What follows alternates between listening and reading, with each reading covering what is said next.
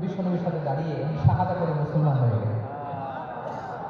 এবার আবু হাজরা বলে, ইয়া রাসূলুল্লাহ, ইয়া হাবিবাল্লাহ, আমি মুমিন হয়েছি, মুসলমান হয়েছি, আপনার কাছ থেকে আযান শেখার সৌভাগ্য আমি লাভ করেছি। নবী আমার কণ্ঠের বড় তারিফ করেছেন, আপনি আমার আযানকে আপনি পছন্দ করেছেন। একটা জিনিস আপনার কাছে চাই, আপনি আমাকে মক্কার মসজিদুল হারামে মুয়াজ্জিন হিসেবে অ্যাপয়েন্ট করে দেন। বিষ্ণু ইসলাম বললেন, যাও মাহজুরা, আমি তোমাকে পৃথিবীর শ্রেষ্ঠতম মসজিদ মক্কার মসজিদুল হারামের মুয়াজ্জিন হিসেবে অ্যাপয়েন্ট করে দেন। সুবহানাল্লাহ। কিভাবে ট্যালেন্ট হান্টিং করতে হয়, কিভাবে হিউম্যান রিসোর্স মানব সম্পদকে ব্যবহার করতে হয়। আসছিল আযানকে ভেঙাইতে, আসছিল কেন? আযানকে ব্যর্থ করার জন্য, বিকৃত করার জন্য। আযানকে বিকৃত করতে যে ইসলামের সবচেয়ে শ্রেষ্ঠ মসজিদের মুয়াজ্জিন হয়ে গেল। সুবহানাল্লাহ। হযরত আবু হুরায়রা রাদিয়াল্লাহু তাআলা আনহু ওনার এই সুললিত কণ্ঠ ব্যবহার করে মসজিদুল হারামে এত সুন্দর করে আল্লাহু আকবার বলে আযান দিবেন।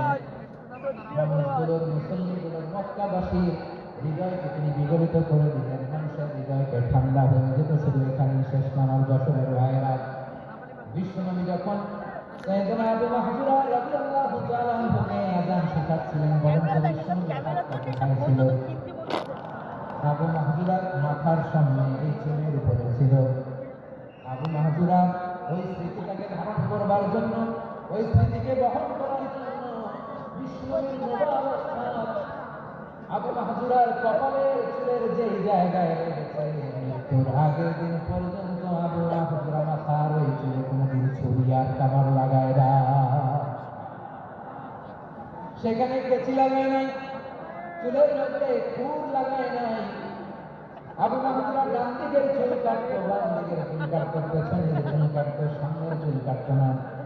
আবু মাহজুরা রাদিয়াল্লাহু তাআলা আনহুর সামনের চুলগুলো বড় হতে যখন এত বড় হয়ে যায়, তিনি চুলগুলো পেঁচিয়ে মাথার মধ্যে রাখতেন। তারপরে তিনি পাগড়ি পরতেন। সবাই জিজ্ঞেস করতো, আবু মাহজুরা, এটা আবার কেমন স্টাইল? দেখতে তোমার কি বিদ্যুৎ লাগে? কেমন অড লাগে, কেমন খারাপ দেখা যায়। মক্কায় এমন কোনো মানুষ দেখি নাই, ডানে চুল কাটে, বাঁয়ে চুল কাটে, পেছনে চুল কাটে, সামনে কাটে না। ওরে আবু মাহজুরা, কেমন দেখা যায় তোমারে? তুমি সামনের চুল কাটো না কে? আবু মাহজুরা বলে, আমি হাঁটু গেড়ে পেয়ারা নবীর সামনে বসেছিলাম, আমার এই মাথার চুলের মধ্যে মুবারক হাত লাগিয়ে বিশ্বনবী নিজে আমাকে আযানের প্রতিটা বাক্য শিক্ষা দিয়েছেন। বিশ্বনবীর মুবারক হাত, পবিত্র হাত আমার মাথার চুলের যে জায়গায় লেগেছে, আমি চাই ওই চুলগুলা নিয়ে আমি আমার কবরের ভিতরে যাব। সাইয়েদনা আবু মাহজুরা রাদিয়াল্লাহু তাআলা আনহু ইন্তেকালের আগে পর্যন্ত মাথার সামনের চুলগুলা কাটে নাই। মাথার সামনের চুল তিনি কাটেন নাই। সুবহানাল্লাহ। কেমন ভালোবাসতেন বিশ্বনবী সাহাবীদেরকে, সাহাবারা কেমন ভালোবাসতেন। সামনের চুলগুলো বড় হতে এত বড় ছিল, পেঁচিয়ে রেখে পাগড়ি পরতেন, কাটতেন না। নবীর হাত লেগেছে। সুবহানাল্লাহ। সুবহানাল্লাহ। তাহলে what is the lesson? Moral of the story কি? মোরাল অফ দ্য স্টোরি হচ্ছে, আসছিল আযানকে ব্যঙ্গ করার জন্য, বিকৃত করার জন্য, হয়ে গেল মসজিদুল হারামের মুয়াজ্জিন। দেখেন বিশ্বনবী একটা খারাপ সিচুয়েশনের মধ্যে থেকে কি ভালো জিনিস বের করে আনলেন। আমি যে শুরুতে বলেছি কিভাবে তিনি হিউম্যান রিসোর্সকে ডেভেলপ করেছেন, ম্যানেজ করেছেন। তিনি যে চৌকস ট্যালেন্ট হান্টার ছিল, দেখেন সবার মধ্যে থেকে বাছাই করে মুয়াজ্জিন বানালেন। সুবহানাল্লাহ। তার মানে সবাইকে ধরে ধরে মুয়াজ্জিন বানাইছেন। যার যে ট্যালেন্ট আছে তাকে ওই কাজে অ্যাসাইন করেছেন। যার যে প্রতিভা আছে তার প্রতিভাকে ইসলামের কাজে লাগিয়েছেন। সুবহানাল্লাহ। যায়েদ বিন সাবিত রাদিয়াল্লাহু তাআলা নাম শুনেছেন? যশোর কথা বেরোয় না, যদি জায়গায় সালমান খানের নাম শুনছেন সবাই হাত তুলবে, জি হুজুর শুনছি, মানে সব দেখা শেষ।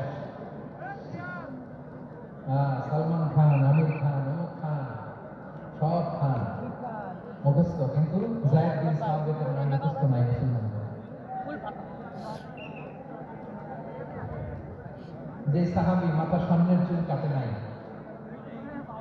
মসজিদে হারামের মুয়াজ্জিন বানাইছেন বিশ্বনবী। সাহাবীর নাম কি? খায়া ফেলেছে, স্লোগানের সাথে খায়া ফেলেছে। আবু মাহজুরা, কি নাম?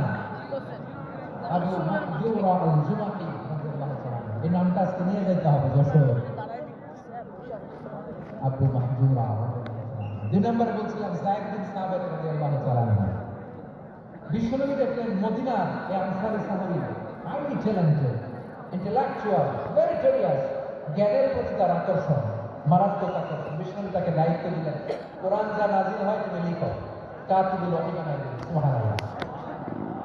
যায়েদ বিন সাবিতের আবার আযান শিখান নাই, কারণ তার মধ্যে বিশ্বনবী প্রতিভা দেখেছেন, একাডেমিক প্রতিভা। বিশ্বনবীর একাডেমিক প্রজেক্টগুলো তিনি হ্যান্ডেল করতেন। যায়েদ বিন সাবিত ছিল বিশ্বনবীর ব্যক্তিগত সচিব। কি ছিল? ব্যক্তিগত সচিব। বোঝেন নাই? বিশ্বনবীর ব্যক্তিগত সচিব এবং উর্দুভাষী। ইহুদিরা কিছু লিখে দিলে এটার অর্থ বিশ্বনবীরে বোঝায় না। আবার ইহুদিদের কাছে কিছু লিখতে হলে তিনি লিখে দিতেন। বিশ্বনবী একদিন বললেন, ইন্নী ওয়াল্লাহি মা আমাল ইয়াহুদা আলা কিতাব। ইহুদিরা যে চিঠি পাঠায় অর্থ তো বুঝি না, আর এক ইহুদি আইনে অর্থ করা লাগে। আবার ইহুদিদের কাছে কিছু লিখে পাঠাইতে চাইলে আমরা তো লিখতে পারি না, ইহুদিরে দিয়ে লেখা লাগে। ওরা যে পড়ার সময় লিখে দেয়, আমি ওদের বিশ্বাস করি না। আমার নিজের একজন লোক দরকার। বিশ্বনবী যায়েদ বিন সাবিতকে চুজ করলেন ল্যাঙ্গুয়েজের জন্য। উনি বললেন, যায়েদ, তোমার সফট স্কিলকে ডেভেলপ করতে হবে, তুমি হিব্রু ল্যাঙ্গুয়েজ শিখে ফেলো। যায়েদ বিন সাবিত বললেন, বিশ্বনবীর মোটিভেশন আর ইন্সপিরেশন পেয়ে আমি 15 দিনে ইহুদিদের এই হিব্রু ল্যাঙ্গুয়েজ শিখে ফেললাম। শুধু শিখে ফেললাম না, হাত্তা হাদাক্তু, even I became master in the language. এই ভাষা আমি পারদর্শী হয়ে গেলাম। এরপরে ইহুদিরা চিঠি লিখে পাঠালে আর কোনো ইহুদি ডাকা লাগতো না, আমি নবীর এটার অর্থ শুনে পরে বুঝাই দিলাম। আবার ইহুদিদের কাছে চিঠি লেখা লাগলে আমি যায়েদ বিন সাবিত চিঠি লিখে দিতাম। সুবহানাল্লাহ। দেখেন, এত সাহাবীর মধ্যে থেকে বিশ্বনবীর একাডেমিক প্রজেক্ট, ব্যক্তিগত সচিব, দোভাষী হিসেবে তিনি যায়েদ বিন সাবিতের মতো তরুণকে নির্বাচিত করেছেন। কেমন ট্যালেন্ট হান্টার ছিল আমার মনে হয়। সুবহানাল্লাহ বলবেন না? বিশ্বনবীর ইন্তেকালের পরে সাইয়েদনা আবু বকর রাদিয়াল্লাহু তাআলা আনহু যখন খলিফা হয়ে আসলেন, কোরআনকে সংকলনের দায়িত্ব দেওয়া লাগবে, কোন সাহাবীকে দিবেন? সব সাহাবারা মিলে পরামর্শ করলেন।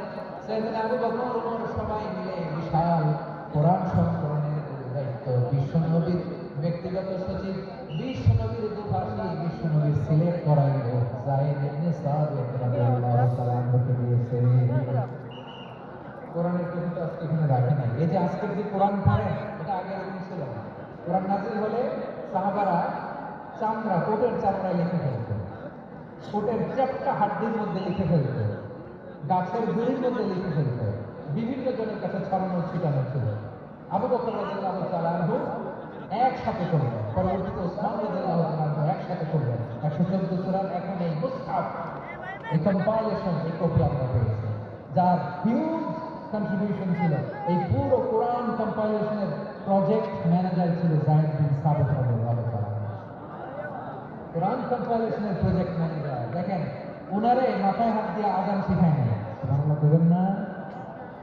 তাহলে প্রথম সাহাবী আবু মাহজুরাকে মুয়াজ্জিন বানালেন, যায়েদ বিন সাবিতকে ব্যক্তিগত সচিব আর দোভাষী বানালেন, মুসআব ইবনে উমার রাদিয়াল্লাহু তাআলা আনহুকে ইসলামের প্রথম অ্যাম্বাসেডর বানালেন।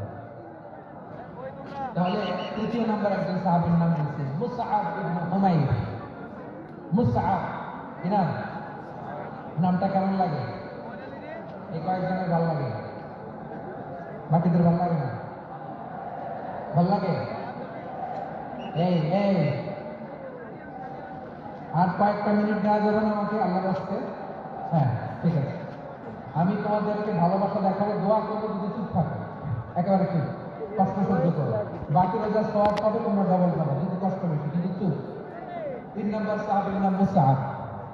এই ধাক্কাধাক্কি কেন? ধাক্কাধাক্কি কেন ভাই? না না না, এরকম হলে আসবো না, যখন আমি আর আসবো না। হয় পিছনে চলে যাও, নাহলে চুপ, ধাক্কাধাক্কি না। 3 নম্বর সাহাবীর নাম মুসআব। কি নাম? He was the first ambassador in Islam. ইসলামের প্রথম ডিপ্লোম্যাট, প্রথম কূটনৈতিক, ইসলামের প্রথম কূটনৈতিক